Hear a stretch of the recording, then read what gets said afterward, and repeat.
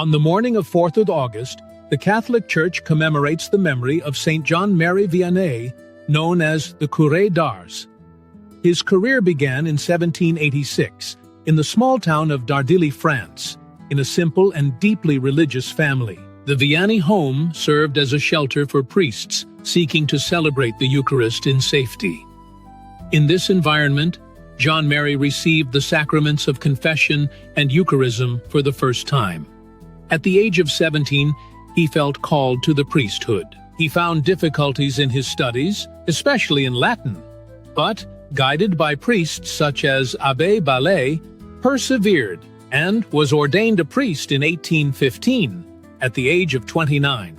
3 years later, he was assigned to Ars, a village of about 230 inhabitants. Upon arrival, he heard from Monsignor Courbon, "There is not much love of God in that parish.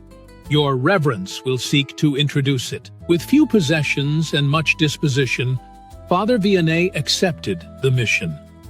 On the way, a young pastor pointed out the way to Ars. Thanking him, he said, "You showed me the way of Ars. I will show you the way into heaven." On crossing the entrance to the parish, he knelt and prayed, consecrating his mission. In Ars, he devoted himself intensely to the pastoral care of the community. He spent long hours in prayer and penance, asking for the conversion of the inhabitants. Before dawn, he was already in the church, praying for his parish. His prayer was direct. "My God, grant me the conversion of my parish.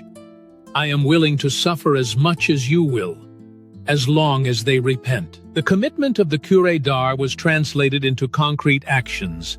He founded the Institute of Providence for orphans, visited the sick and needy families, restored the local church, and devoted himself to religious instruction of children and young people. People from various regions of France sought reconciliation in Ars, which came to be called the Great Hospital of Souls.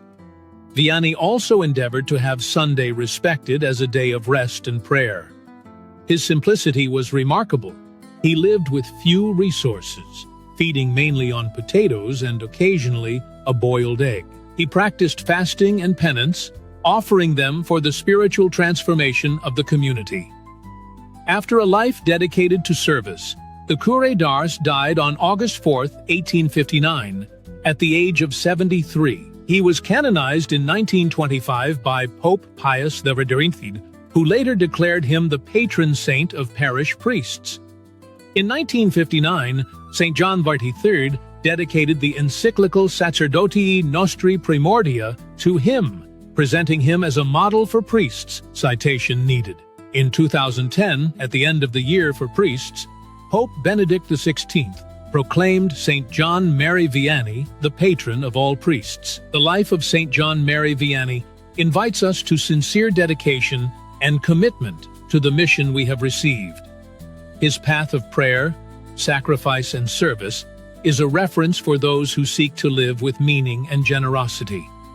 Celebrating his day on August 4th is also to recognize the role of the priest as a servant of the community. "I love you, my God, and my only desire is to love you until the last breath of my life. I love you, infinitely good God. I would rather die loving you than live one moment without loving you. I just love you, my God, and I only desire heaven to have the happiness of loving you perfectly. I only love you, my God, and fear hell, because there will never be the sweet consolation of loving you, oh my God. If my tongue cannot always say that I love you, let my heart say it as often as I breathe. Lord, give me the grace to suffer loving you, to love you in suffering, and one day to die loving you and feeling that I do love you. And the closer I get to my end, the more I implore you for the grace of increasing and perfecting my love." If this content has been useful to you, please like the video so that more people can know this story. Subscribe to the Aurora Veritatis channel for more content, and may your spiritual journey always be enriched.